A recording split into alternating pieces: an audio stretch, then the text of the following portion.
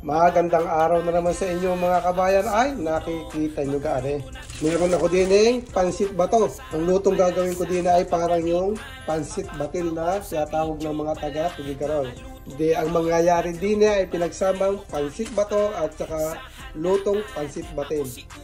Ay awan kung anong kalalabasan. Ngayon lang ako magluluto ng kanari. Ay pagsasamahin natin sa isang kawali ang isang taga Bicol at ang isang Tugigarao.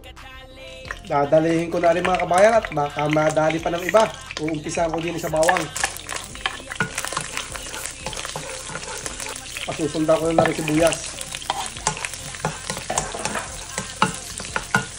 At isusunod ko na rin aking giniling na karne ng baka.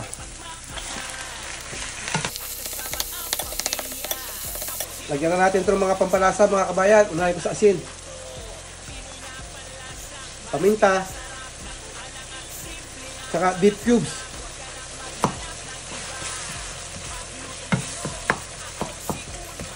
Lalagay ko na rin yung carrots. Lagay ko na rin yung aking repolyo. Saka yung togi.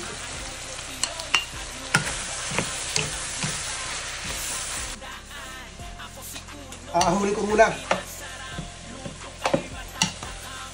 Para maluto ko naman yung noodles.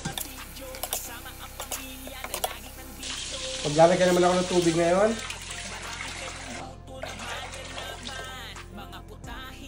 Medyo madami-daming tubig yung nilagay ko dahil itong pansit bato na to ay medyo matakot ako sa tubig to eh. Lagyan ko na ng toyo. Mating asin. Paminta ulit. At isa uling beef cubes. Lagyan ko rin pala ng kaunting oyster sauce. At saka ako ilalagay rin aking pansit bato.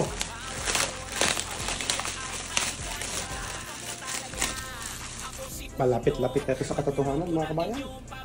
Okay na mga kabayan yung pansit. Luto na siya, malambot na. Kaya ang gagawin ko din akin muna ulit hahanguin.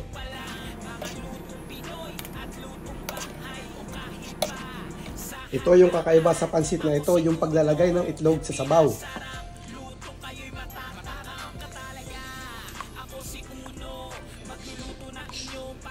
Meron pa ako isang sangkap na ilalagay din ng mga kabayan. Unahin ko sa butter.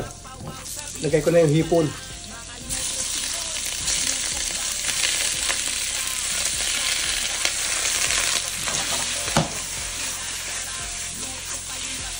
Lagyan ko lang ng konting asin. Konting paminta, konting chicken powder.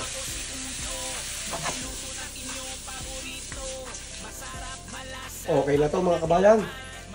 Oras na para asimbulin ko rin aking pansit. Patungan natin itong ating gulay at saka nung giniling na karne ng baka. Tapos ipapatong na rin natin itong log. At lalagyan natin ng hipon sa tabi. Naku naman, tingnan nyo ka naman yung kadami kong yaan. Tapos akin sasabawan na rin ngayon.